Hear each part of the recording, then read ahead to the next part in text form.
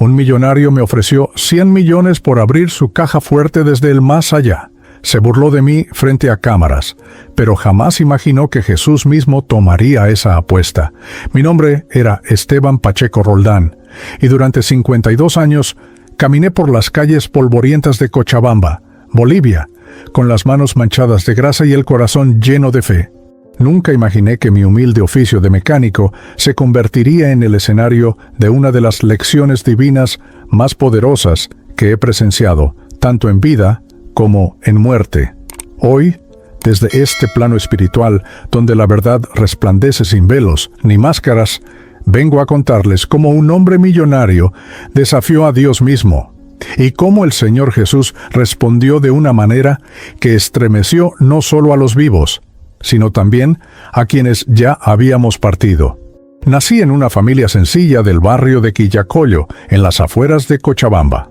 Mi padre, don Fermín Pacheco, también fue mecánico, y desde niño aprendí a reconocer el sonido de un motor desafinado, a sentir en mis manos la vibración de una pieza desgastada.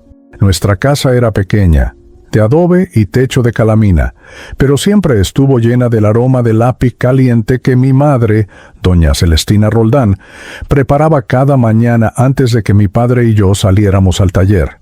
Crecí entre llaves inglesas, gatos hidráulicos y el olor penetrante del aceite quemado, pero también crecí entre rosarios, estampitas de la Virgen de Urcupiña y la certeza profunda de que Dios caminaba junto a nosotros en cada momento.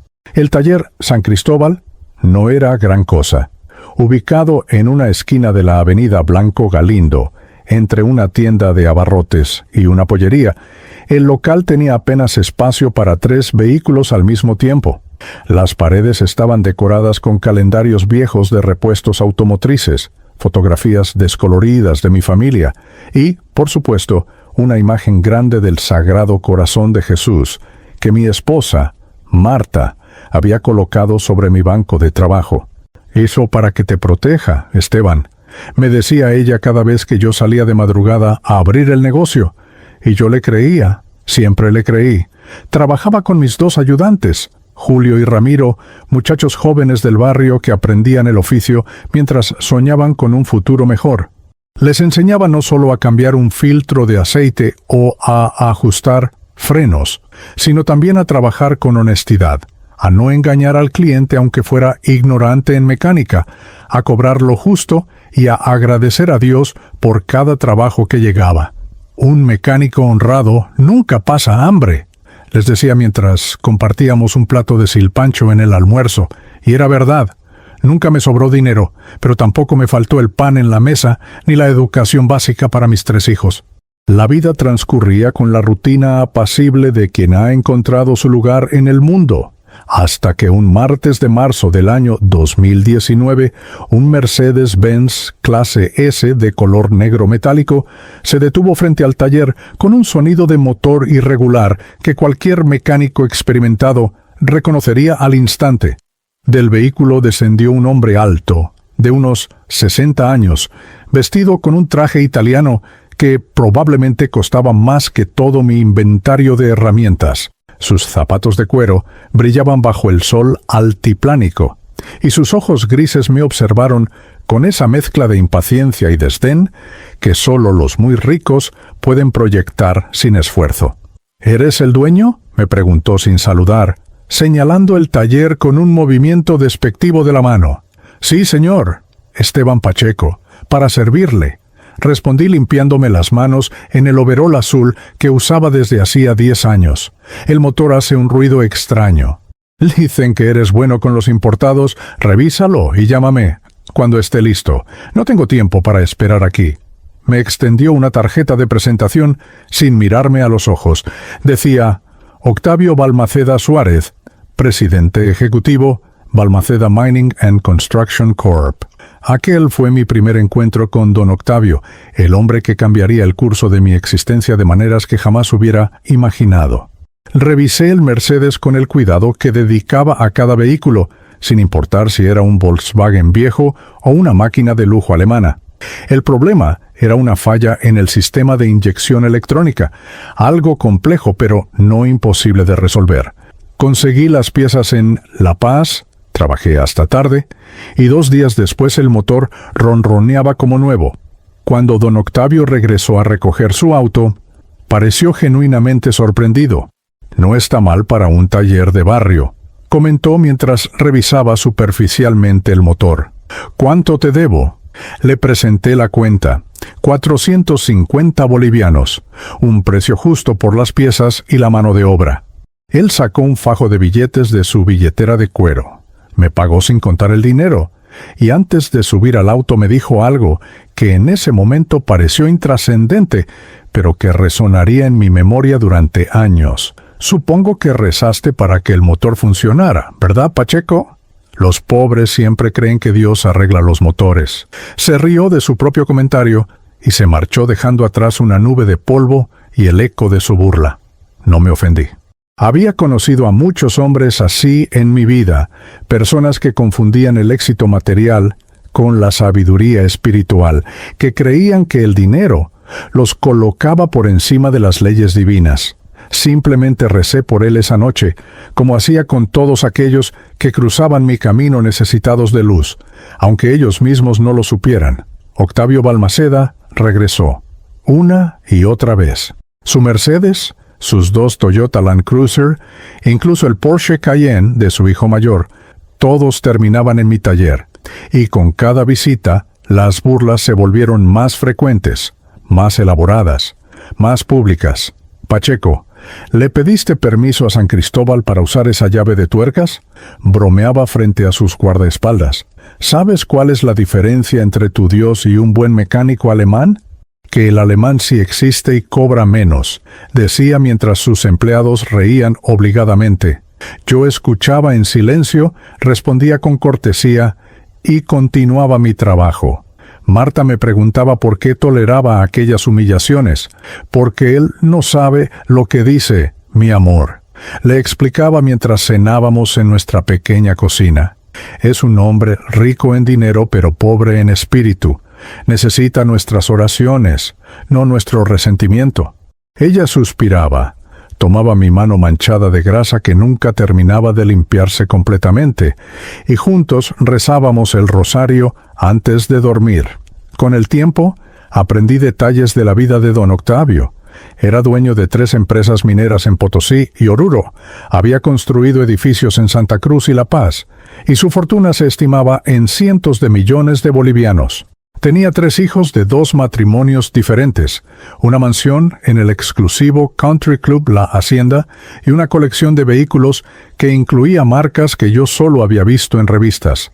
Pero también descubrí que era un ateo declarado, orgulloso de su incredulidad, que disfrutaba desafiando públicamente cualquier expresión de fe religiosa. «La religión es el opio de los ignorantes», me dijo una tarde, mientras esperaba que Julio terminara de cambiar las llantas de su Toyota. «Tú eres inteligente con las manos, Pacheco, pero desperdicias tu cerebro creyendo en cuentos de hadas. No hay Dios, no hay cielo, no hay nada después de esto. Somos materia que piensa por un rato y luego se apaga como un motor sin gasolina».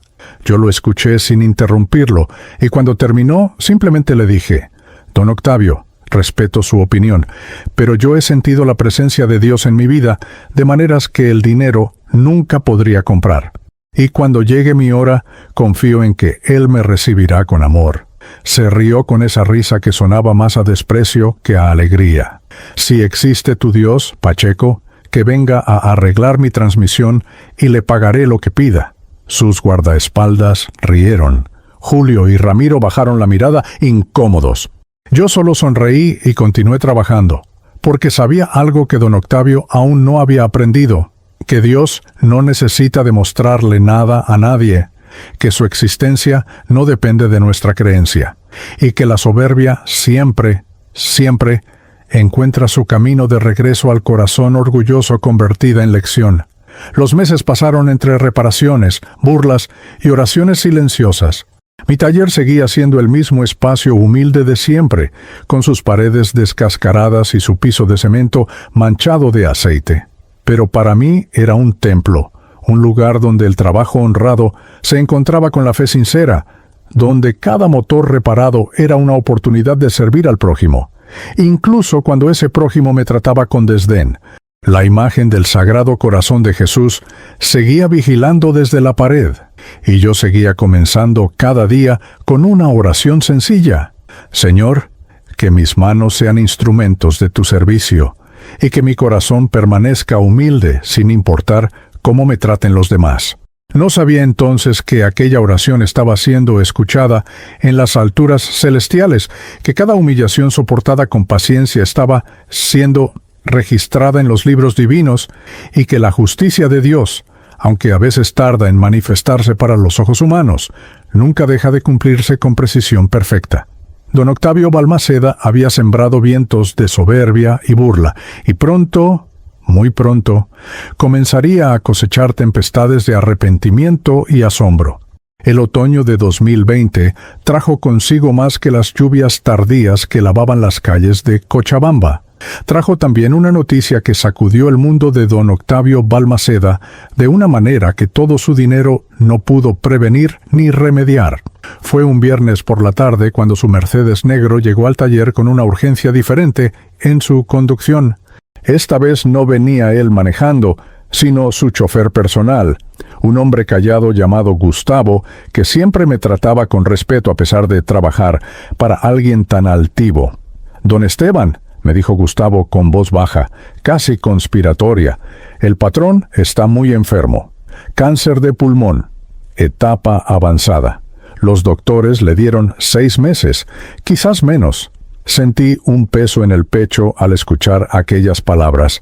A pesar de todas las burlas, de todas las humillaciones, don Octavio era un hijo de Dios que sufría, y mi corazón cristiano no podía sino sentir compasión.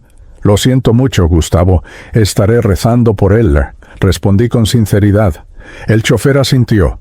Me entregó las llaves para una revisión de rutina y se marchó con los hombros caídos, como quien carga con el peso de un secreto doloroso. Esa misma noche, arrodillado junto a Marta en nuestra pequeña sala, incluí a don Octavio en nuestras oraciones. «Ex Señor Jesús», susurré con los ojos cerrados y las manos entrelazadas, «te pido por el alma de Octavio Balmaceda. Tú conoces su corazón mejor que nadie. Si es tu voluntad, dale tiempo para que encuentre tu luz antes de partir. Que esta enfermedad no sea su fin, sino su despertar espiritual». Marta apretó mi mano con fuerza, y juntos elevamos nuestras súplicas al cielo estrellado que se veía a través de la ventana de nuestra humilde morada. Esperaba que la noticia de su enfermedad terminal ablandara el corazón de don Octavio, que lo hiciera reflexionar sobre su vida, sobre sus creencias, sobre el vacío que había intentado llenar con dinero y poder.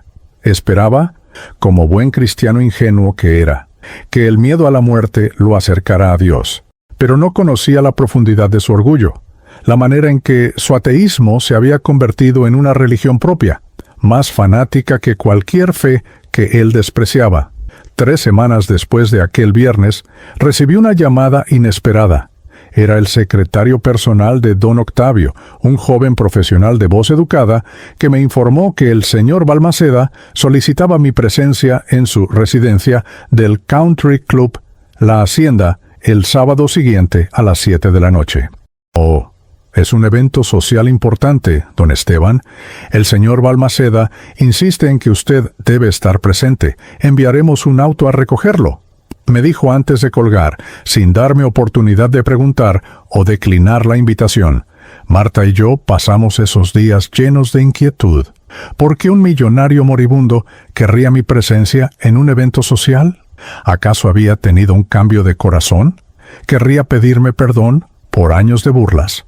¿Desearía conocer más sobre la fe que tanto había ridiculizado?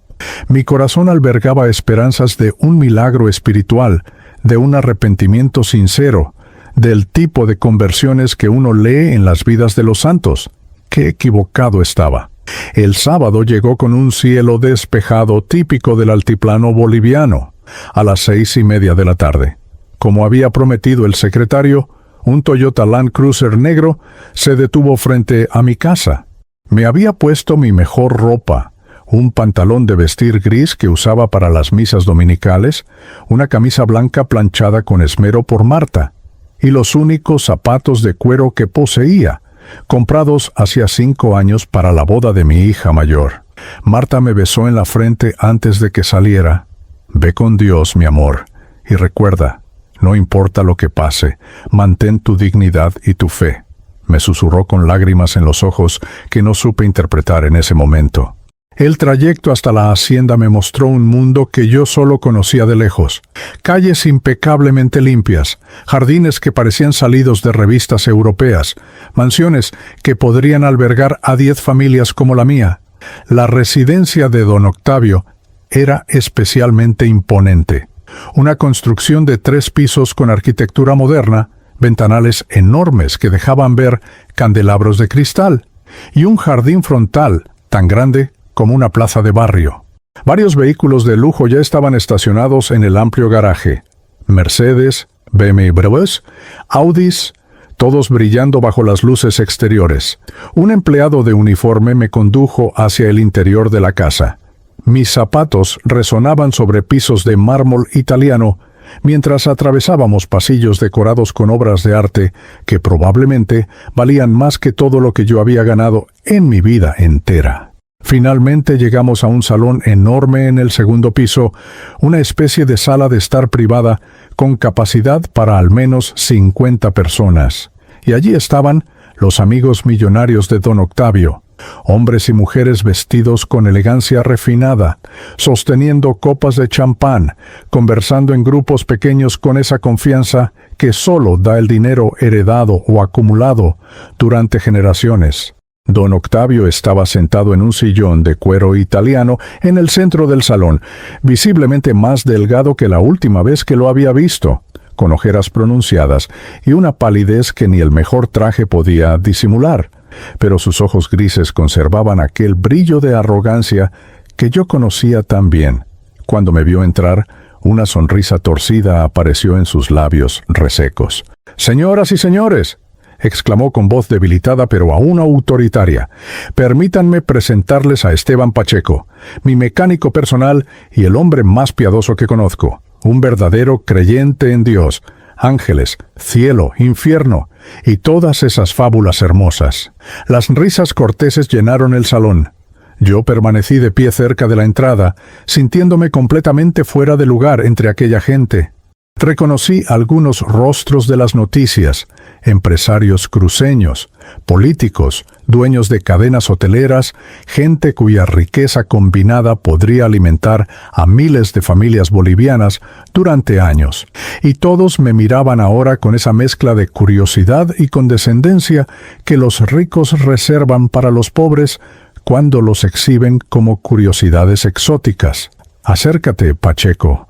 No seas tímido», me ordenó don Octavio, haciendo un gesto con la mano. Caminé lentamente hacia él, consciente de todas las miradas clavadas en mi espalda. «Mis queridos amigos», continuó Octavio una vez que estuve frente a él, «como todos saben, los médicos me han dado 6 meses de vida. Cáncer de pulmón terminal, incurable, irreversible. Podría estar deprimido. Podría estar llorando en alguna iglesia suplicando perdón por mis pecados». Hizo una pausa dramática mientras varios de sus invitados asentían. «Pero en lugar de eso, he decidido organizar esta reunión para demostrar, una vez más, que no hay Dios. No hay más allá, no hay nada excepto esta vida que estamos viviendo ahora». El salón quedó en silencio. Algunos invitados intercambiaron miradas incómodas, otros sonrieron anticipando lo que vendría. Don Octavio se incorporó con esfuerzo de su sillón, ayudado por uno de sus empleados, y caminó lentamente hacia una esquina del salón, donde había un objeto grande cubierto con una tela de terciopelo negro. Con un movimiento teatral, retiró la tela, revelando una caja fuerte enorme. Una Chubb modelo Executive, de color gris metálico, con una puerta tan gruesa como mi brazo. «Esta», declaró golpeando el metal con los nudillos, «es mi caja fuerte personal. Dentro está mi testamento más reciente, firmado hace 2 semanas, donde lego toda mi fortuna a mis 3 hijos en partes iguales. También contiene información sobre cuentas bancarias, inversiones, propiedades. Todo lo que he construido durante 40 años de trabajo está protegido detrás de esta puerta que solo yo puedo abrir con mi código personal. Se volvió hacia mí con aquella sonrisa cruel que yo conocía tan bien. Ahora bien, Pacheco, tú que crees en el más allá, tú que confías en que hay vida después de la muerte, te propongo algo. Mi corazón comenzó a latir más rápido, algo en su tono, en sus ojos, me advertía que lo que venía no sería bueno. «Te ofrezco 100 millones de bolivianos», dijo pausadamente, dejando que la cifra impactara en todos los presentes. «Sí, después de que yo muera, logras desde el más allá abrir esta caja fuerte y cambiar mi testamento. Si realmente existe un mundo espiritual, si realmente los muertos pueden interactuar con los vivos, entonces esto debería ser fácil para ti, ¿no es cierto?» El salón explotó en risas. Algunos invitados aplaudían. Otros grababan la escena con sus teléfonos celulares de última generación. Don Octavio levantó la mano pidiendo silencio, y para que esto sea completamente oficial, continuó sacando un documento de su bolsillo. «Aquí está el contrato firmado ante notario. Si Esteban Pacheco Roldán logra, por medios sobrenaturales y después de mi muerte, abrir esta caja fuerte y modificar mi testamento, recibirá 100 millones de bolivianos depositados en la cuenta que él designe. Los testigos son todos ustedes, mis queridos amigos escépticos». Me quedé paralizado, humillado frente a aquellas personas que me miraban como si fuera un animal de circo. Quería salir corriendo, quería desaparecer, pero mis piernas no respondían. «Don Octavio», logré decir con voz temblorosa, «Dios no es un mago que realiza trucos para entretener incrédulos. Él no necesita demostrarle nada a usted ni a nadie. La fe no se trata de abrir cajas fuertes ni de ganar apuestas». «¡Exacto!», exclamó triunfante, como si yo hubiera confirmado su punto. «¿Porque no existe? Porque todo esto es un cuento que ustedes, los pobres ignorantes, se dicen para soportar sus vidas miserables. Acepta la apuesta, Pacheco, o admite que tu Dios es tan real como Papá Noel». Las cámaras seguían grabando, las risas continuaban, y yo sentí una humillación tan profunda que las lágrimas amenazaban con brotar de mis ojos.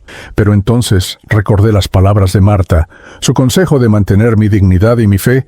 Respiré profundamente, miré a don Octavio directo a los ojos, y respondí con una calma que no sabía que poseía. «No necesito aceptar su apuesta, don Octavio, porque Dios ya ganó la batalla más importante cuando murió en la cruz por nosotros. Usted puede burlarse de mí, puede humillarme frente a sus amigos ricos, puede desafiar al cielo con su soberbia, pero nada de eso cambia la verdad, que Dios existe, que nos ama a todos, incluyéndolo a usted, y que cuando llegue su hora, Él estará esperándolo con los brazos abiertos si usted decide abrir su corazón endurecido». El silencio que siguió a mis palabras fue pesado, incómodo.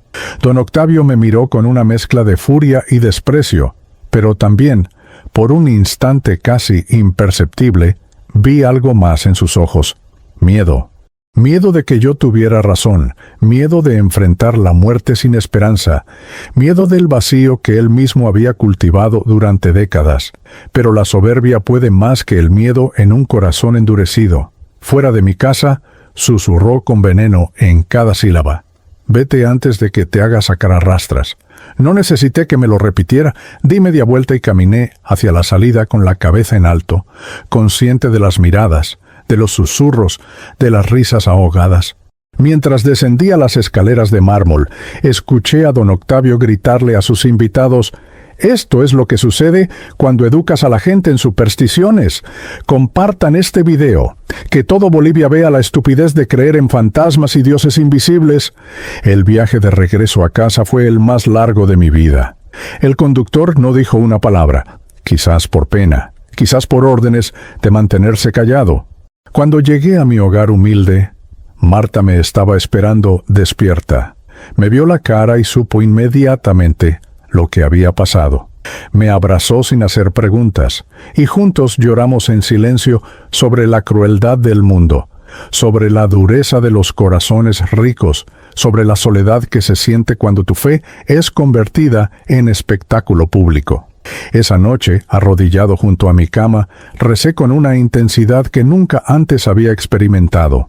Señor Jesús, supliqué con el rostro bañado en lágrimas, no te pido venganza porque tú nos enseñaste a perdonar, pero te ruego que toques el corazón de Octavio Balmaceda antes de que sea demasiado tarde, que su soberbia no lo condene eternamente, y dame fuerza para perdonarlo como tú perdonaste a quienes te crucificaron. No sabía entonces que mi oración estaba siendo escuchada, que los acontecimientos ya estaban en marcha, que la justicia divina tiene tiempos perfectos que ningún reloj humano puede medir. Al día siguiente, el video de mi humillación se había vuelto viral en las redes sociales bolivianas. Millonario ateo desafía a mecánico creyente a abrir caja fuerte desde el más allá, decían los titulares. Miles de comentarios se burlaban de mí, de mi fe, de mi ingenuidad. Algunos defendían a don Octavio llamándolo valiente por desafiar las supersticiones religiosas. Otros me llamaban fanático, ignorante, patético. Muy pocos entendieron que aquella noche no se había burlado solo de mí, sino de aquel que todo lo ve, todo lo sabe y todo lo puede. Los días siguientes a aquella humillación pública transcurrieron en una nebulosa extraña. El taller San Cristóbal continuó recibiendo clientes, pero algo había cambiado. Algunos llegaban con miradas curiosas, reconociéndome del video viral que seguía circulando por WhatsApp y Facebook. Otros me trataban con una lástima que dolía más que cualquier burla directa. Hubo quienes dejaron de traer sus vehículos, avergonzados quizás de asociarse con el mecánico fanático, como me habían apodado en algunos foros de Internet. Pero también llegaron personas nuevas, gente humilde del barrio que me abrazaba y me decía: «Don Esteban, usted habló con dignidad. Dios lo bendiga por defender la fe». Marta se convirtió en mi roca durante aquellos días difíciles. Cada mañana, antes de que yo saliera al taller, me preparaba un desayuno especial y me recordaba las palabras del Salmo 23. Aunque camine por valles tenebrosos, no temo mal alguno, porque tú estás conmigo. Sus ojos castaños, arrugados por años de sonrisas y lágrimas, me miraban con un amor que ninguna riqueza del mundo podría comprar. Esteban Poe me decía mientras me ajustaba el cuello de la camisa: «Los hombres, como don Octavio, tienen todo menos lo más importante, paz en el corazón. Tú eres más rico que él, aunque nunca lo entienda». Transcurrieron 2 semanas desde aquella noche vergonzosa, cuando Gustavo, el chofer de don Octavio, apareció nuevamente en el taller. Esta vez no traía ningún vehículo para reparar. Bajó de un taxi, miró hacia ambos lados de la calle como asegurándose de que nadie lo observara, y se acercó a mí con pasos apresurados. «Don Esteban», murmuró con urgencia, «necesito hablar con usted en privado». Lo conduje a la pequeña oficina en la parte trasera del taller, un cuarto estrecho con un escritorio viejo, una silla desvencijada y facturas apiladas por todas partes. «Mayer, el patrón murió anoche», dijo Gustavo sin preámbulos, con los ojos enrojecidos como si hubiera estado llorando. Sentí que el aire abandonaba mis pulmones. A pesar de todo, a pesar de las humillaciones y las burlas, la noticia me impactó profundamente. «¿Cómo?», logré preguntar. «Murió dormido», explicó Gustavo limpiándose las lágrimas con el dorso de la mano. «Los doctores dijeron que tenía 6 meses, pero el cáncer avanzó más rápido. Se acostó después de la cena, le dijo buenas noches a su enfermera privada y simplemente no despertó. Murió en paz, si es que un hombre así puede morir en paz». Me senté pesadamente en la silla, procesando la información. Don Octavio Balmaceda Suárez, el hombre que había desafiado a Dios públicamente, que había hecho de mi fe un espectáculo de burla, que había vivido convencido de que la muerte era un apagón definitivo sin consecuencias ni continuidad, había partido, Y lo había hecho de la manera más silenciosa posible, sin dramatismo, sin última oportunidad de arrepentimiento consciente, simplemente dejando de respirar mientras dormía. ¿Y la familia?, pregunté. Los hijos están organizando un funeral enorme, respondió Gustavo. 3 días de velorio en el salón de eventos más lujoso de Cochabamba. Vendrá gente importante de todo el país. Será un espectáculo como todo lo que él hacía. Esa tarde, después de cerrar el taller, fui a la iglesia de San Miguel, la parroquia donde mi familia había asistido durante generaciones. El padre Ignacio, un sacerdote español de 70 años que conocía mi historia, me recibió en el confesionario con su habitual calidez. Le conté sobre la muerte de don Octavio, sobre las emociones contradictorias que sentía, alivio por no tener que enfrentar más humillaciones, tristeza por un alma que había rechazado la salvación, y culpa por sentir cualquier cosa que no fuera compasión pura. «Hijo mío», me dijo el padre Ignacio con su acento castellano, todavía marcado después de 40 años en Bolivia, «sentir alivio no te hace mal cristiano, te hace humano, pero que ese alivio no te impida rezar por su alma inmortal.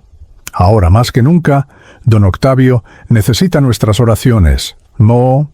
Aquella noche reuní a toda mi familia en la sala, mis 3 hijos adultos, sus esposas, mis 7 nietos, Marta y yo formamos un círculo y rezamos el rosario completo por el alma de Octavio Balmaceda. Algunos de mis hijos no entendían por qué rezábamos por alguien que me había tratado tan mal, pero yo les expliqué que el perdón cristiano no es opcional, es mandamiento. Jesús perdonó a quienes lo crucificaron, les recordé mientras las cuentas del rosario pasaban entre mis dedos callosos. ¿Cómo no voy a perdonar yo a alguien que solo hirió mi orgullo? El funeral de don Octavio fue exactamente como Gustavo lo había descrito, un espectáculo de opulencia. Se llevó a cabo en el Salón Platinum, un lugar que yo solo había visto desde afuera, con capacidad para 500 personas y decoraciones que probablemente costaron más que un año de ganancias de mi taller. No asistí, por supuesto. No era mi lugar, y francamente no tenía deseos de volver a ver a aquella gente que me había humillado. Pero Gustavo me mantuvo informado. Me contó que hubo discursos pomposos sobre la visión empresarial de don Octavio, sobre su legado económico, sobre las empresas que había construido. Nadie mencionó caridad, nadie habló de bondad, nadie recordó un solo acto de compasión. Fue un funeral que celebraba el éxito material y nada más. La vida continuó con su ritmo habitual. El escándalo del video viral comenzó a desvanecerse gradualmente, reemplazado por nuevos escándalos y nuevas controversias en las redes sociales. Volví a mi rutina de siempre, despertarme al amanecer, desayunar con Marta, abrir el taller, trabajar honestamente, cerrar al anochecer, cenar con mi familia, rezar antes de dormir. Era una vida sencilla, sin lujos ni emociones extremas, pero era mi vida y la amaba profundamente. 2 días después del funeral de don Octavio, un miércoles que comenzó como cualquier otro, mi existencia terrenal llegó a su fin de la manera más inesperada.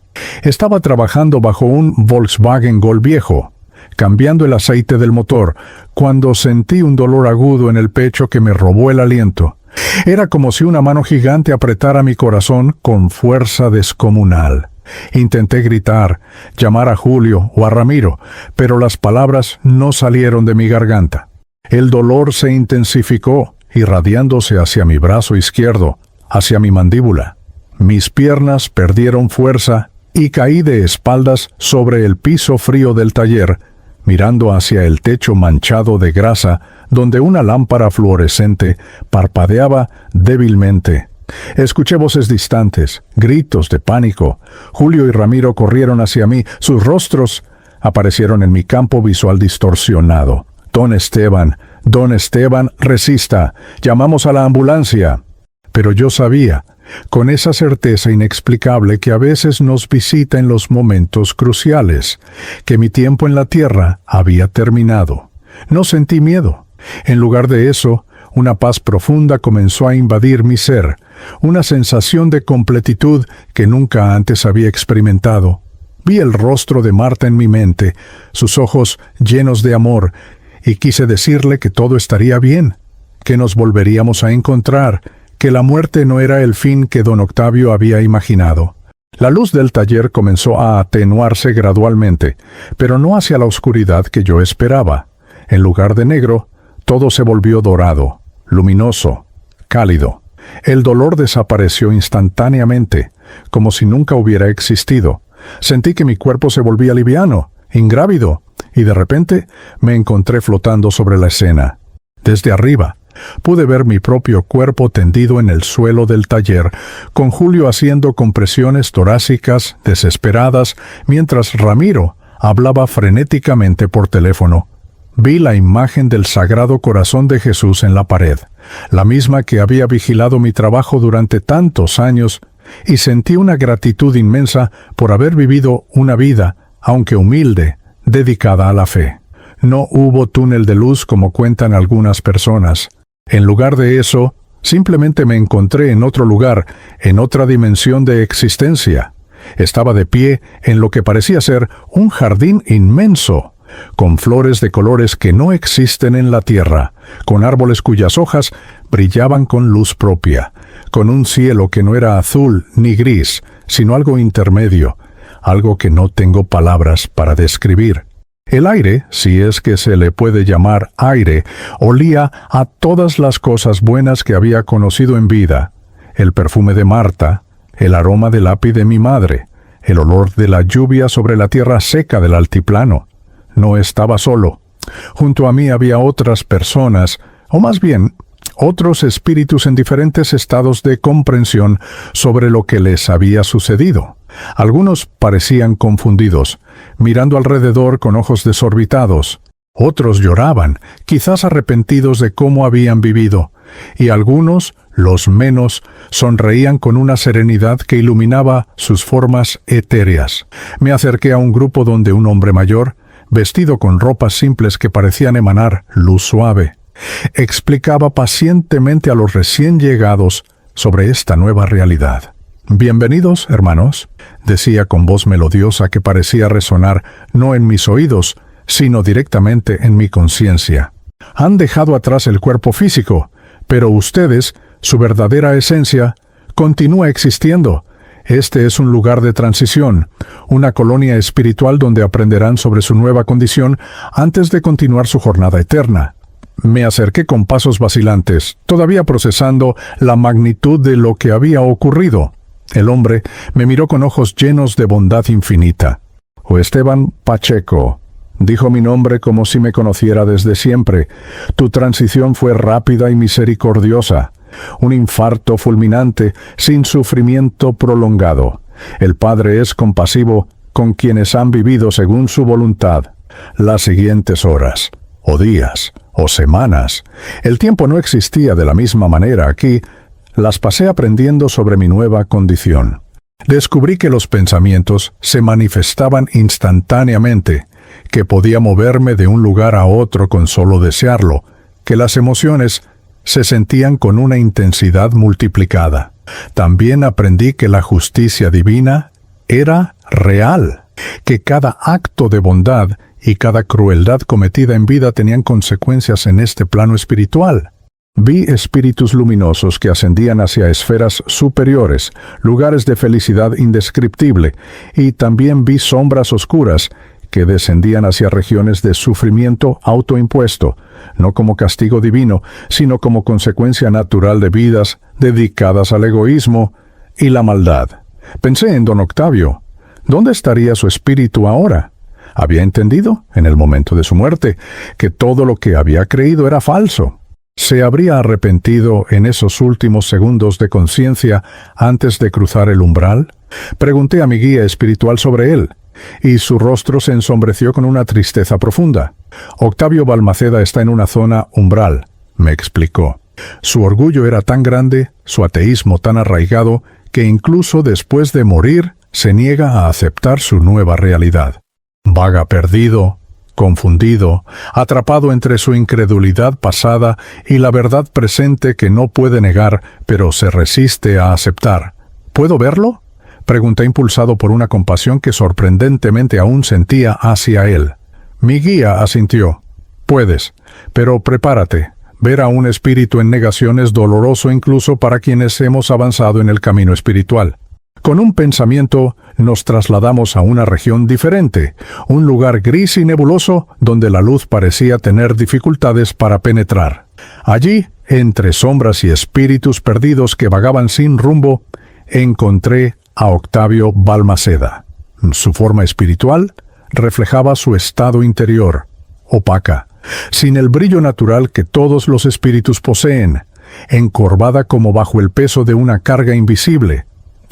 Estaba sentado en lo que parecía ser una réplica etérea de su oficina terrenal, rodeado de objetos que ya no tenían sustancia real, escritorios, computadoras, documentos, todo formado por su propia mente, aferrada a la realidad que había conocido. Me acerqué lentamente. «¿Don Octavio?», llamé suavemente. Él levantó la mirada, y en sus ojos vi confusión, miedo y, sobre todo, orgullo inquebrantable. «Pacheco», murmuró con voz que parecía venir de muy lejos. «Oh, esto es imposible. Estoy soñando. Nada de esto es real, ¿eh? No puede ser real». Me arrodillé junto a él, sintiendo una compasión inmensa por este hombre que había sido tan cruel conmigo en vida. «Es real, don Octavio. Murió, yo morí, y ahora estamos aquí, en el mundo espiritual que usted negó durante toda su existencia». Él sacudió la cabeza violentamente. «No. No hay mundo espiritual, no hay Dios, no hay nada. Esto es una alucinación química de mi cerebro antes de apagarse completamente». Intenté explicarle, razonar con él, mostrarle la belleza y la verdad de nuestra nueva realidad, pero el orgullo es la prisión más sólida que existe. Y Octavio había construido las suyas con décadas de negación. Se negaba a ver la luz. Se negaba a aceptar ayuda, se negaba incluso a levantarse de su silla fantasmal. «Déjame en paz, Pacheco», dijo finalmente con voz exhausta. «Vete con tus ilusiones celestiales. Yo seguiré aquí hasta que esta pesadilla termine». Y ¡pum! Regresé a la colonia de transición con el corazón pesado. Mi guía me consoló explicándome que cada espíritu tiene su propio tiempo, su propio proceso, y que nadie puede ser forzado a aceptar la verdad antes de estar listo, y que Octavio Balmaceda eventualmente despertará, me aseguró. Puede tomar días, años o incluso décadas según nuestro tiempo espiritual, pero la verdad es inevitable, y cuando finalmente la acepte, su camino de redención podrá comenzar.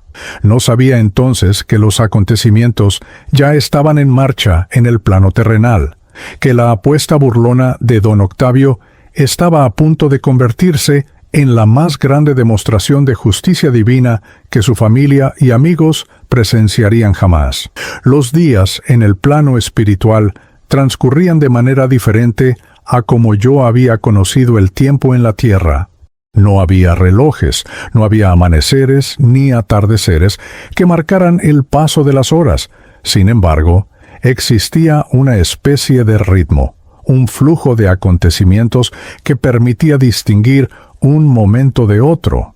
Yo había comenzado a adaptarme a mi nueva condición, aprendiendo de otros espíritus más evolucionados, participando en reuniones donde se estudiaban las leyes divinas y, sobre todo, observando desde este plano las consecuencias que nuestras acciones terrenales dejaban en el mundo de los vivos. Fue durante una de estas sesiones de aprendizaje cuando mi guía espiritual, a quien había llegado a conocer como Hermano Martín, se acercó a mí con una expresión que mezclaba solemnidad y algo que solo puedo describir como anticipación reverente. «Esteban», me dijo colocando su mano luminosa sobre mi hombro etéreo, «ha llegado el momento en que presenciarás algo extraordinario. La justicia divina no siempre se manifiesta de formas evidentes en el mundo terrenal, pero cuando lo hace, es para enseñar lecciones que trascienden generaciones. Ven conmigo». Con un pensamiento nos trasladamos a una región del plano espiritual que yo no había visitado antes. Era un lugar de luz intensa pero no cegadora, donde la presencia del amor divino se sentía tan tangible como el aire que solía respirar en vida. Allí, en medio de lo que parecía ser un jardín de belleza indescriptible, vi a Octavio Balmaceda. Pero esta vez no estaba solo en su oficina fantasmal de negación. Estaba arrodillado, con el rostro bañado en lágrimas etéreas, ante una presencia que hizo que mi propio espíritu temblara de asombro y reverencia. Era Jesús, no como lo pintan en las imágenes de las iglesias, no como una figura distante en un vitral. Era una presencia viva, radiante, que emanaba un amor tan puro y poderoso que resultaba casi insoportable en su intensidad. Su forma era luminosa, con rasgos que parecían cambiar sutilmente, reflejando todas las razas y ninguna al mismo tiempo, pero en sus ojos había una profundidad de compasión que contenía todo el sufrimiento y toda la alegría de la humanidad. Octavio sollozaba ante él, todas sus defensas finalmente derrumbadas, todo su orgullo convertido en cenizas ante la realidad innegable de lo divino. Octavio, habló Jesús, con una voz que resonaba en cada fibra de mi ser espiritual, durante tu vida terrenal, burlaste de mi hijo pobre, Esteban. Convertiste su fe en espectáculo público, humillaste su dignidad ante aquellos que considerabas tus iguales. Y en tu arrogancia suprema, desafiaste al cielo mismo con una apuesta que creías que nunca tendría consecuencias. El maestro hizo una pausa, y aunque su tono era de reprensión, estaba impregnado de un amor que buscaba redención, no condena. Ahora yo, el carpintero de Nazaret, a quien negaste durante toda tu existencia, abriré lo que cerraste con orgullo. Mostraré a los vivos que ninguna puerta es tan fuerte que pueda resistir la voluntad del Padre. Octavio levantó su rostro surcado de lágrimas espirituales. Maestro, susurró con voz quebrada, he sido un necio, he vivido en la ceguera voluntaria del orgullo. Ahora veo, ahora entiendo, pero es demasiado tarde. He malgastado mi vida terrenal en la acumulación de riquezas que no puedo llevar conmigo, en la construcción de un imperio que ya se está desmoronando sin mí. Jesús extendió su mano luminosa y la posó sobre la cabeza de Octavio con una ternura infinita. Nunca es demasiado tarde para el arrepentimiento sincero. Tu camino será largo, deberás reparar el daño causado, pero la misericordia del Padre es infinita para quienes genuinamente buscan la luz. Entonces el Maestro se volvió hacia mí y sentí que su mirada penetraba hasta lo más profundo de mi esencia. Esteban, hijo fiel, tú mantuviste tu dignidad y tu fe cuando fue más difícil hacerlo. No buscaste venganza, no guardaste rencor, sino que oraste por tu enemigo como yo enseñé. Ahora serás testigo de cómo se cumple la justicia divina, no como castigo, sino como enseñanza para los vivos. Con un gesto de su mano, el espacio ante nosotros se abrió como una ventana hacia el mundo terrenal, y pude ver lo que estaba sucediendo en Cochabamba, en el plano físico que yo había dejado atrás. Era el día 14 de agosto, según pude percibir por el calendario que colgaba en la pared de la oficina que ahora observaba. La escena se desarrollaba en un bufete de abogados elegante ubicado en la zona sur de La Paz, específicamente en las oficinas de Morales & Asociados, uno de los despachos jurídicos más prestigiosos de Bolivia. La sala de reuniones era espaciosa, con una mesa de caoba pulida rodeada de sillas de cuero negro, ventanales que ofrecían vistas panorámicas de la ciudad, y paredes decoradas con títulos universitarios y reconocimientos profesionales enmarcados en oro. Alrededor de la mesa estaban sentados los 3 hijos de Octavio Balmaceda. Rodrigo, el mayor, un hombre de 42 años con traje italiano y reloj Rolex, cuyo rostro reflejaba la impaciencia de quien está acostumbrado a que todo suceda según su voluntad. Isabela, de 38 años, vestida con un traje sastre color marfil, con joyas que probablemente valían más que todo lo que yo había ganado en mi vida, y una expresión de aburrimiento apenas disimulado. Y Marcos, el menor, de 33 años, con aspecto más casual, pero igualmente próspero, consultando constantemente su teléfono celular como si hubiera asuntos más importantes que atender.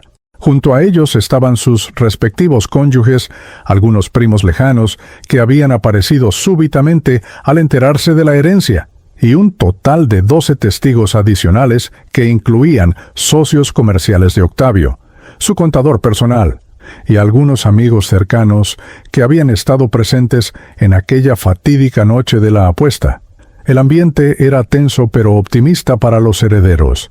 Después de todo, el testamento estaba seguro en la caja fuerte Chubb, y según el último documento firmado ante notario, ellos recibirían partes iguales de una fortuna estimada en 847 millones de bolivianos.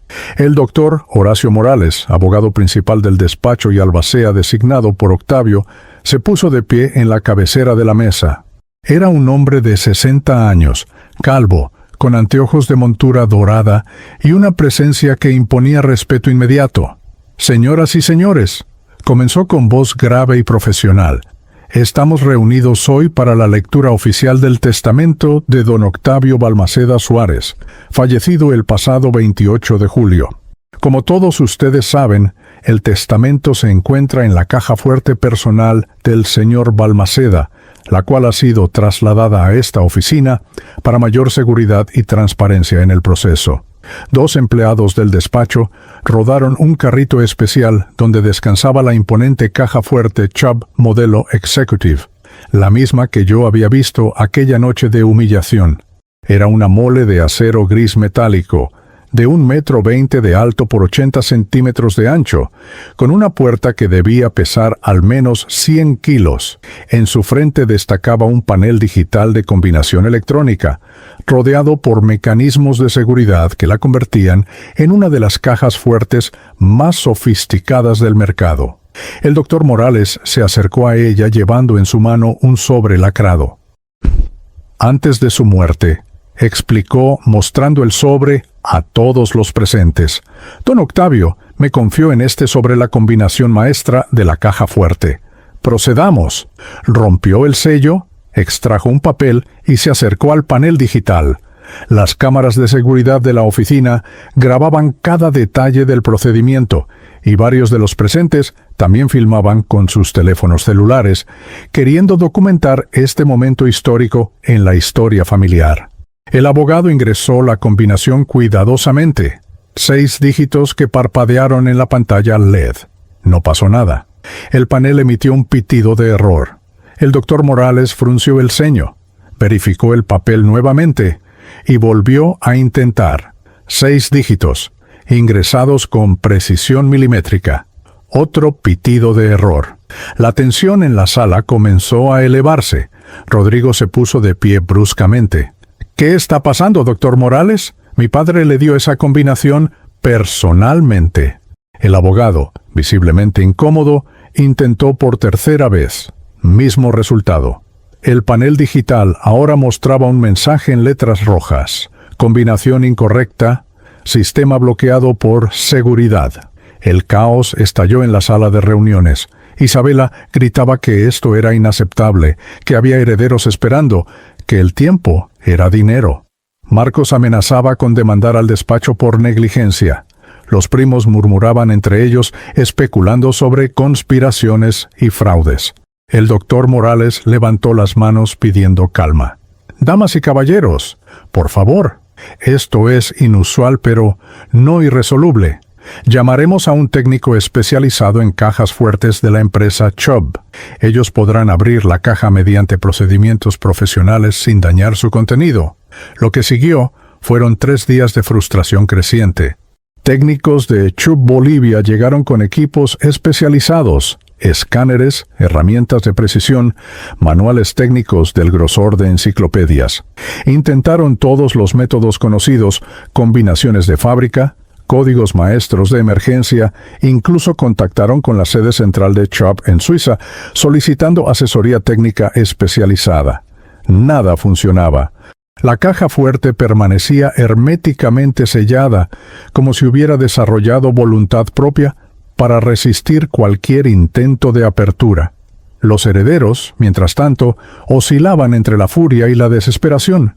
Contrataron a 3 peritos independientes adicionales, expertos en seguridad que llegaron de Argentina y Brasil con credenciales impresionantes y tarifas astronómicas. Todos llegaron a la misma conclusión desconcertante. La caja fuerte estaba perfectamente funcional, sin fallas mecánicas ni electrónicas, pero simplemente no respondía a ninguna combinación conocida, como si las leyes de la física y la ingeniería hubieran decidido suspenderse específicamente para este objeto. Fue el 18 de agosto, 4 días después del primer intento fallido, cuando sucedió lo inexplicable. Era exactamente las 3:33 de la tarde, según los relojes de la oficina y las grabaciones de las cámaras de seguridad. El doctor Morales, los 3 herederos, sus abogados personales, 2 notarios públicos y 6 testigos adicionales estaban en la sala de reuniones discutiendo la posibilidad de cortar la caja fuerte con sopletes industriales, un proceso que tomaría horas y podría dañar los documentos en su interior. La caja fuerte descansaba en su posición habitual, cerrada, desafiante, imposible. Entonces, en un silencio súbito que cayó sobre la sala, como si el mundo entero contuviera el aliento, la caja fuerte emitió un sonido.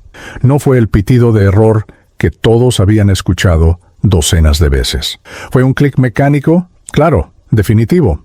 El panel digital, que había permanecido apagado, se iluminó repentinamente mostrando luces verdes. Y ante los ojos incrédulos de todos los presentes, la pesada puerta de acero comenzó a abrirse lentamente, con un susurro suave de bisagras perfectamente lubricadas, sin que nadie la tocara, sin que nadie hubiera ingresado combinación alguna.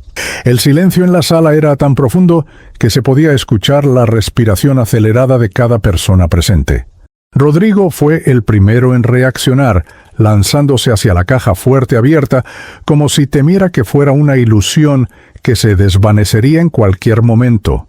En el interior, perfectamente ordenados, había varios documentos legales, escrituras de propiedades, información bancaria y, en el centro, un sobre de papel manila amarillento por los años, sellado con lacre rojo que llevaba impresa las iniciales OBS, Octavio Balmaceda Suárez. El doctor Morales, con manos temblorosas que contrastaban dramáticamente con su habitual compostura profesional, tomó el sobre con extremo cuidado. Lo examinó bajo la luz, verificó el sello y con la autoridad que le confería su posición de albacea, lo abrió ante todos los testigos, extrajo un documento de varias páginas, escrito en papel oficial con membrete notarial, y comenzó a leer con voz que se quebraba ocasionalmente por la incredulidad. «¿Tuchpeas? ¿Yo, Octavio Balmaceda Suárez, en pleno uso de mis facultades mentales, declaro este documento como mi última voluntad y testamento, firmado ante el notario público Germán Siles Pacheco, el día 22 de marzo del año 2005. Isabela interrumpió con un grito ahogado. «¿2005? Pero eso fue hace 15 años. El testamento válido es el de hace 2 semanas». El doctor Morales levantó una mano pidiendo silencio, sus ojos recorriendo rápidamente el documento que sostenía.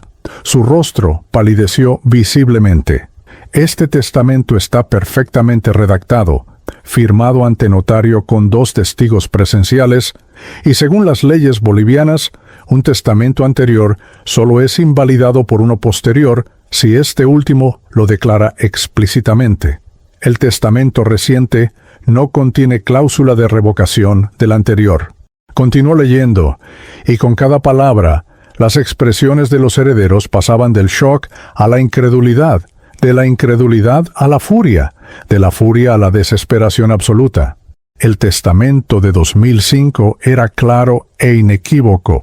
Octavio Balmaceda Suárez legaba la totalidad de su fortuna, sin excepciones ni reservas, al Hogar de Niños San Vicente de Cochabamba, una institución de caridad que llevaba décadas operando en condiciones precarias, acogiendo a huérfanos y niños abandonados en una casona vieja del barrio de La Chimba. El documento explicaba las razones de esta decisión con una lucidez sorprendente. Octavio había escrito que 15 años atrás, tras la muerte de su segunda esposa por cáncer, había experimentado una crisis existencial que lo llevó a cuestionar el propósito de su riqueza.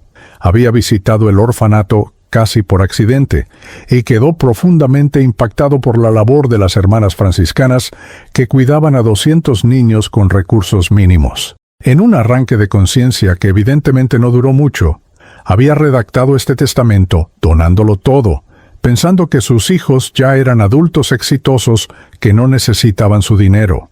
Luego, con el paso de los años, su corazón se había endurecido nuevamente. Había olvidado aquel impulso caritativo y había redactado el Nuevo Testamento favoreciendo a su descendencia. Pero había un problema legal insalvable.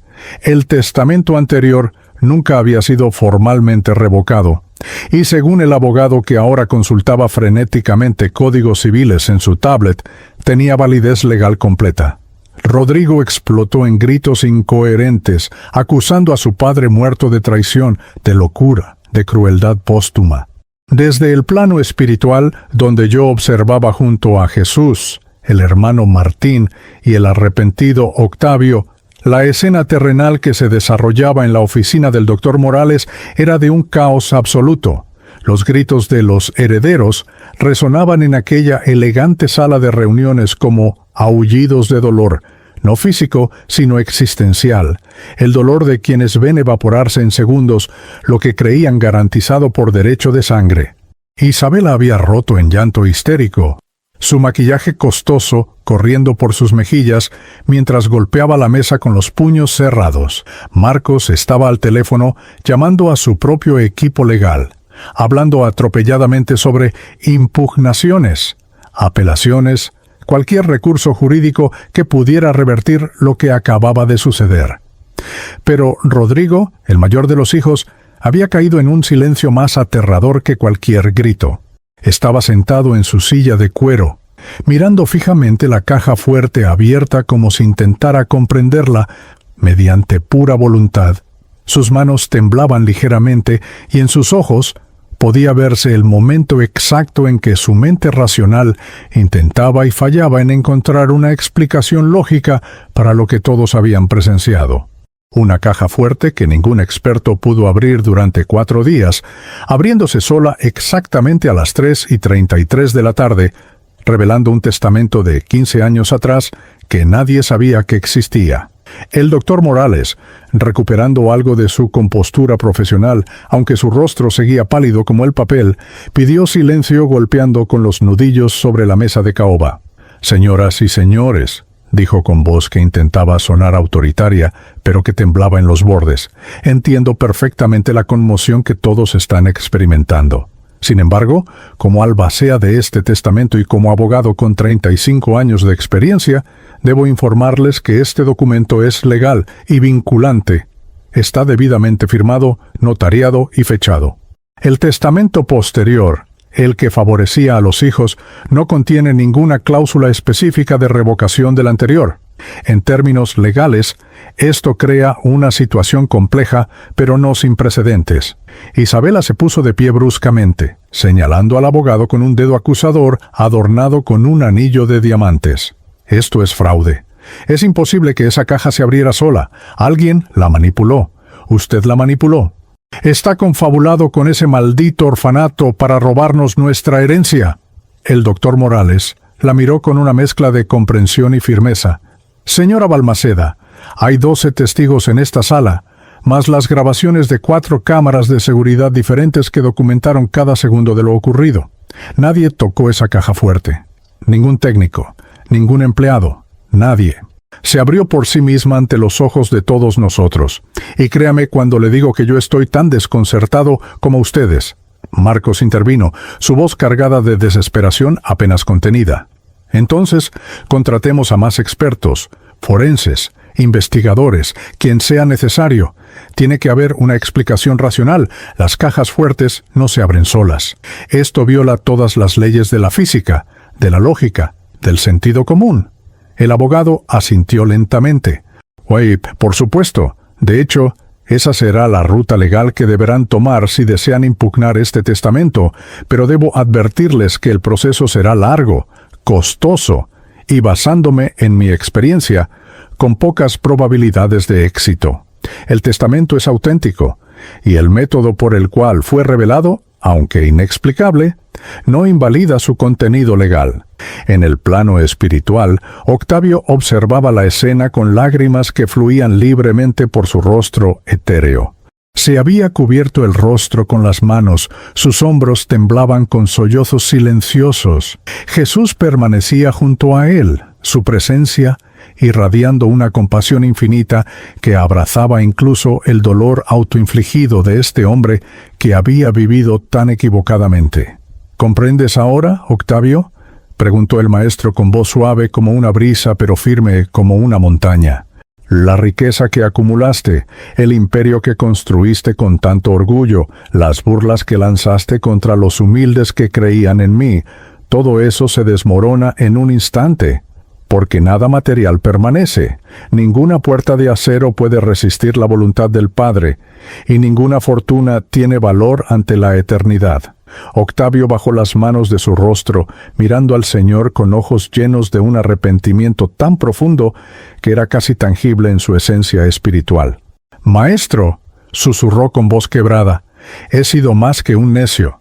He sido cruel, arrogante, ciego por elección propia. Y lo peor de todo es que arrastré a mis hijos en mi incredulidad.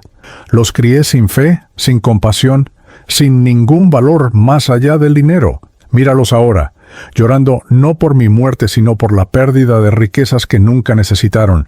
Son mi obra, mi creación defectuosa, el legado verdadero de mi vida equivocada». Jesús posó su mano sobre el hombro de Octavio. «Pero no todo está perdido para ellos. Esta pérdida puede ser su salvación, si eligen aprender de ella. El sufrimiento, cuando es aceptado con humildad, puede abrir puertas que la comodidad mantiene eternamente cerradas». Los días siguientes en el mundo terrenal fueron un torbellino de actividad legal frenética. Los herederos de Octavio Balmaceda contrataron al bufete jurídico más prestigioso de Bolivia, especialistas en derecho sucesorio que cobraban tarifas que habrían alimentado a familias enteras durante años. Se solicitaron peritajes forenses de nivel internacional. Un equipo de ingenieros suizos, los mismos que habían diseñado la caja fuerte, Chubb Modelo Executive, fueron traídos especialmente desde Europa para examinar el mecanismo y explicar cómo pudo haberse abierto sin intervención humana. Los resultados de estas investigaciones, documentados en informes técnicos de cientos de páginas llenas de terminología especializada y análisis microscópicos, fueron uniformemente desconcertantes. Los expertos forenses confirmaron que la firma en el testamento de 2005 era auténtica, verificada mediante análisis grafológicos comparativos con docenas de otros documentos firmados por Octavio durante ese periodo. El papel y la tinta fueron datados mediante pruebas de carbono 14 y espectrometría de masas, confirmando que el documento tenía efectivamente 15 años de antigüedad, no era una falsificación reciente. Respecto a la caja fuerte, los ingenieros suizos presentaron un informe que dejó atónitos incluso a los abogados más escépticos. El mecanismo de apertura no mostraba signos de manipulación externa, hackeo electrónico o intervención mecánica de ningún tipo. Las cerraduras estaban intactas, los circuitos electrónicos funcionaban perfectamente, y según los registros internos del sistema, no se había ingresado ningún código correcto antes de la apertura. Sin embargo, en el momento exacto documentado por las cámaras de seguridad, las 3:33 de la tarde del 18 de agosto, el sistema había registrado lo que los ingenieros solo podían describir como una liberación espontánea de todos los mecanismos de seguridad simultáneamente.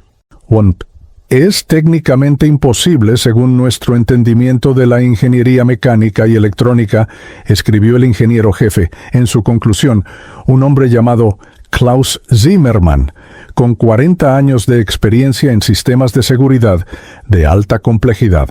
Los mecanismos de seguridad de este modelo requieren la sincronización precisa de 17 componentes diferentes. cada uno activado secuencialmente por el código correcto. Lo que las grabaciones muestran es que todos estos componentes se liberaron simultáneamente, algo que no puede ocurrir sin la intervención del código maestro o mediante un comando directo desde la sede central de Chubb, el cual verificamos que nunca fue enviado.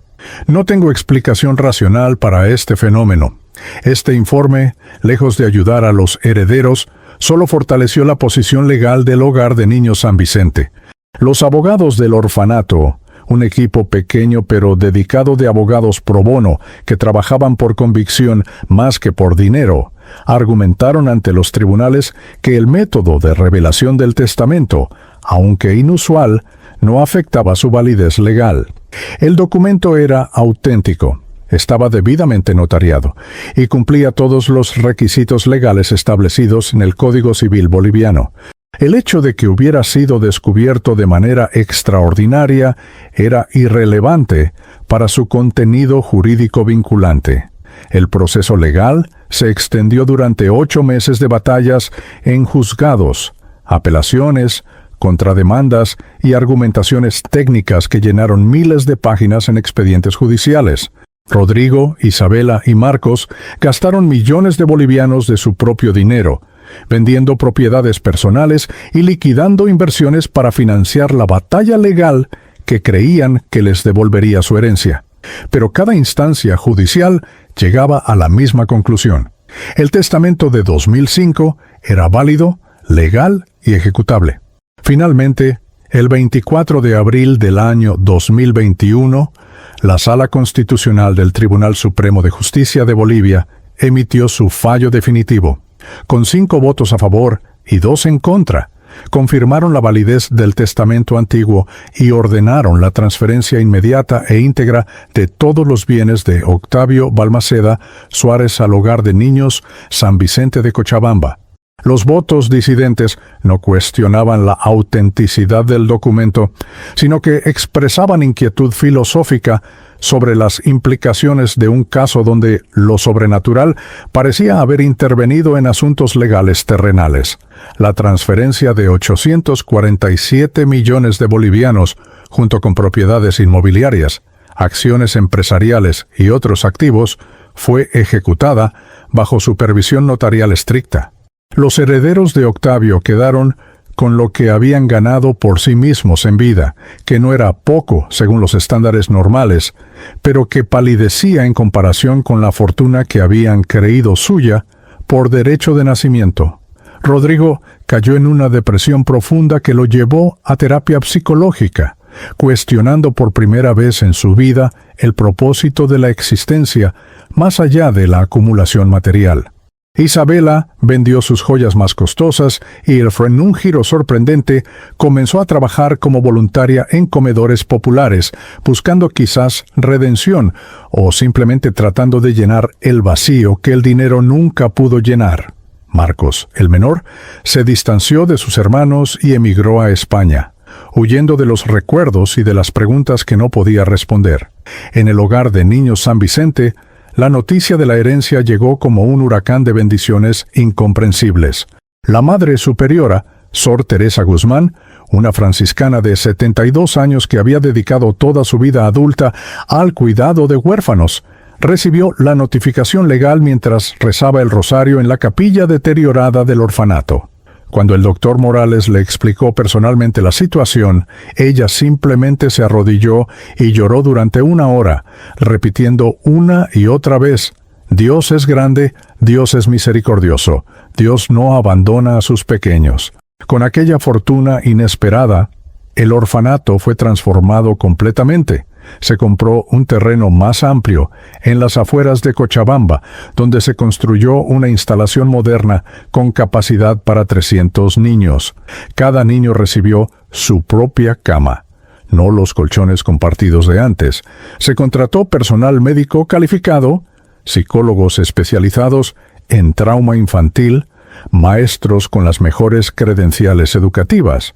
Se estableció un fondo perpetuo para garantizar la operación del hogar durante generaciones futuras. Se crearon becas universitarias para que cada niño que creciera allí pudiera tener acceso a educación superior, si así lo deseaba. Pero más importante que las mejoras físicas fue la transformación espiritual que la historia del Testamento milagroso generó en Bolivia y más allá. Los medios de comunicación cubrieron extensamente el caso, no como simple nota curiosa, sino como un fenómeno que desafiaba explicaciones racionales. Programas de televisión dedicaron especiales al milagro de la caja fuerte. Periódicos publicaron editoriales reflexionando sobre las implicaciones teológicas y filosóficas de un evento donde lo divino parecía haber intervenido directamente en asuntos legales humanos. Muchos ateos recalcitrantes, personas que habían vivido como Octavio en la certeza arrogante de que no existía nada más allá del mundo material, comenzaron a cuestionar sus creencias. No necesariamente se convirtieron todos al cristianismo, pero sí se abrieron a la posibilidad de que la realidad era más compleja, más misteriosa, más llena de dimensiones invisibles de lo que sus paradigmas materialistas permitían. Iglesias de todas las denominaciones reportaron aumentos en la asistencia, no por fanatismo, sino por búsqueda genuina de respuestas a las preguntas existenciales que el caso había despertado. En el plano espiritual, donde yo continuaba mi aprendizaje y evolución, Octavio Balmaceda había comenzado su largo camino de reparación y redención. Jesús lo había asignado a trabajar en colonias espirituales dedicadas al servicio de almas en transición, especialmente aquellas que habían muerto en la incredulidad y el materialismo. Octavio ayudaba a estos espíritus confundidos, compartiendo su propia historia como advertencia y como esperanza. Yo viví convencido de que Dios no existía. Les decía a aquellos que vagaban perdidos como Él había vagado, y desperté después de la muerte para descubrir que no solo existe, sino que es infinitamente más amoroso y paciente de lo que mi mente limitada pudo imaginar jamás. Su proceso de evolución espiritual sería largo, quizás tardando décadas o incluso siglos, según el tiempo espiritual, antes de que pudiera ascender a esferas superiores de luz y conocimiento. Pero había comenzado, y eso era lo importante. El orgullo que lo había definido en vida estaba siendo disuelto lentamente por el servicio humilde a otros, por el reconocimiento doloroso pero necesario de sus errores, por el perdón que pedía una y otra vez a todos aquellos a quienes había dañado con su arrogancia. En cuanto a mí, mi existencia en el plano espiritual había adquirido un propósito renovado. Fui invitado por mentores superiores a participar en un grupo de espíritus dedicados a inspirar acciones caritativas en el mundo terrenal. Desde este plano invisible, podíamos influir sutilmente en las mentes receptivas, susurrando ideas de compasión, despertando impulsos de generosidad, fortaleciendo las convicciones de fe de aquellos que luchaban contra la duda. No era manipulación, sino inspiración, respetando siempre el libre albedrío humano, pero ofreciendo luz a quienes la buscaban. Pensaba frecuentemente en mi familia terrenal. Había observado el funeral que me hicieron, una ceremonia simple en la parroquia de San Miguel, donde el padre Ignacio había dado una homilía hermosa sobre la vida bien vivida, sobre la dignidad del trabajo honesto, sobre la riqueza verdadera que consiste en tener el corazón en paz. Marta había llorado, por supuesto, pero eran lágrimas mezcladas con la certeza de la fe, sabiendo que nos reencontraríamos cuando llegara su tiempo. Mis hijos y nietos habían cantado los himnos que yo amaba, y me habían enterrado con mi overol de mecánico porque, como dijo mi hijo mayor en su elogio, papá siempre decía que el trabajo honrado era una forma de oración y queremos que Dios lo reconozca como el trabajador fiel que fue Juan. La historia de la apuesta de Octavio y su cumplimiento milagroso se convirtió en leyenda en Cochabamba y más allá. Años después, cuando nuevos niños llegaban al hogar San Vicente, las hermanas les contaban la historia completa como parte de su educación espiritual y moral. Les hablaban de un hombre rico que había desafiado a Dios, de un mecánico pobre que había mantenido su dignidad y su fe, y de cómo la justicia divina se había manifestado de manera tan dramática que incluso los escépticos más duros tuvieron que detenerse y reflexionar. En el 20º aniversario de mi muerte, el orfanato organizó una ceremonia especial. Habían nombrado a su taller de formación profesional, donde enseñaban mecánica automotriz a los jóvenes, como el Taller Esteban Pacheco Roldán. Marta, ya anciana y con el cabello completamente blanco, asistió a la inauguración junto con mis hijos, nietos y hasta algunos bisnietos que yo nunca conocí en vida. Cuando develaron la placa de bronce con mi nombre y la inscripción «Mecánico humilde, cristiano fiel, testigo de Dios», las lágrimas corrieron por mi rostro espiritual, desde este plano donde observaba con gratitud infinita. Sor Teresa Guzmán, ahora de 92 años, pero con ojos todavía brillantes de fe, dio un discurso breve pero poderoso. Esteban Pacheco nunca buscó la gloria, dijo con voz temblorosa por la edad, pero firme en su convicción. Nunca pidió reconocimiento, nunca exigió venganza contra quienes lo humillaron. Simplemente vivió su fe con coherencia silenciosa, día tras día, cliente tras cliente, motor tras motor. Y cuando llegó el momento que Dios había preparado desde antes de la fundación del mundo, su dignidad humilde se convirtió en el instrumento mediante el cual una lección eterna fue enseñada a toda una generación. Que su ejemplo nos recuerde siempre que Dios no necesita nuestra defensa, pero sí requiere nuestra fidelidad. Desde mi posición en el plano espiritual, rodeado de luz y amor, comprendí finalmente la magnitud completa de lo que había sucedido.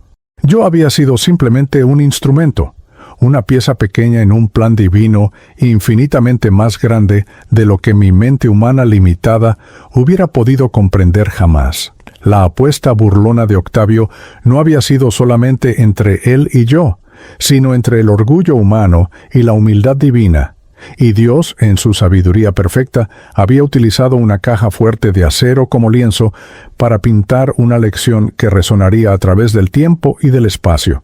Ahora comprendo, con la claridad que solo la perspectiva eterna puede proporcionar, que cada acto de bondad cuenta, cada momento de fe tiene significado, cada humillación soportada con dignidad es registrada en los libros celestiales. Jesús es verdaderamente el dueño de todas las riquezas, no porque las acumule como hacen los hombres avaros, sino porque todo lo que existe fue creado por su palabra y se sostiene por su voluntad.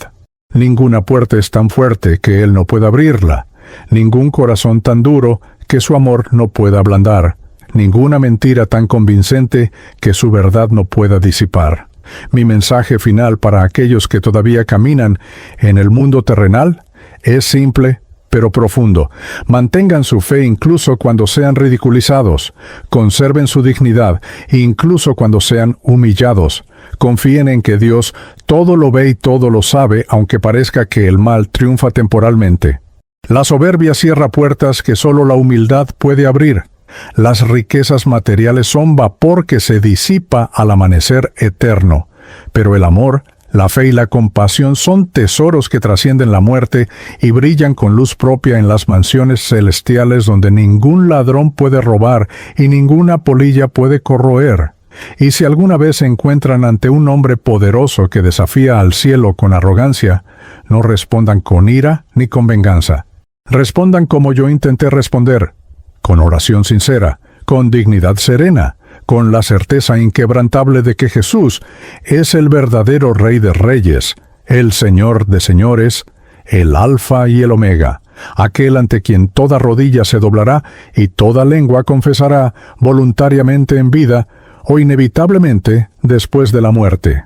Esta es mi historia, el testimonio de Esteban Pacheco Roldán, mecánico de Cochabamba, siervo humilde del Señor, testigo de un milagro que sacudió a Bolivia y recordó al mundo que Dios vive, Dios actúa, y Dios nunca abandona a quienes confían en Él con corazón sincero.